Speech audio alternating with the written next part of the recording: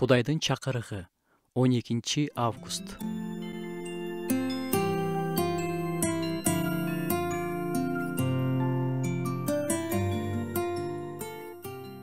Мен чыныгы жүзүм сабагымын.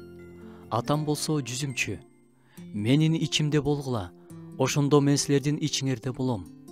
Сабактан ажыраган бутак жемиш бере албайт. Ошол сыяктуу эле силер да менин ичимде болбосоңор, жемиш бере албайсыңар. Мен сабакмын, силер болсо бутактарсыңар. Ким менин ичимде болсо, мен анын ичинде болсом, ал көп жемиш берет. Анткени силер менсиз эч нерсе кыла албайсыңар. Бул сөздөрдү Ыйса өз айтып жатат. Ыйса жүзүм сабагы, биз болсо бутактарбыз, анын бутактарыбыз.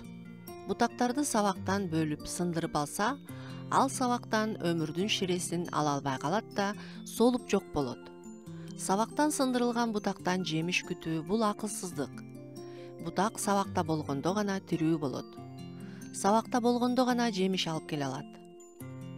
Баарыбыз тең эле мөмөлүү, ширелүү, тирүү болгубуз келет.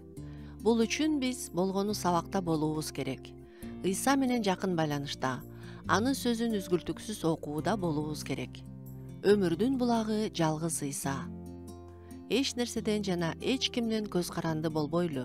Эч кандай башка булактарга туташып, ширени ал жактан издебейли. Жалгыз гана Ыйсадан издейли. Үй бүлөлүк жашообуздун башында дейт бир тууган, балдарыбыз кичинекей. Жолдошуман көп нерселерди күтүп алып, эмнеге чалып сурап койбойсуң? Эмнеге мага көңүл бурбайсың?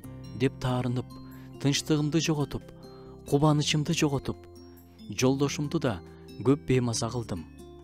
Бара-бара руханий өсүп, Кудайга жакындап, менин кубанычымдын булагы, тынчтыгымдын булагы Кудай өзү экенин терең түшүндүм.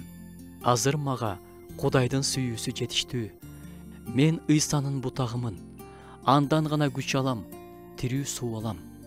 Жолдошум менин жашоомдун булагы эмес экенин түшүндүм. Жолдошумду да тынч койдум. Анын да жашоосунун булагы Ыйса.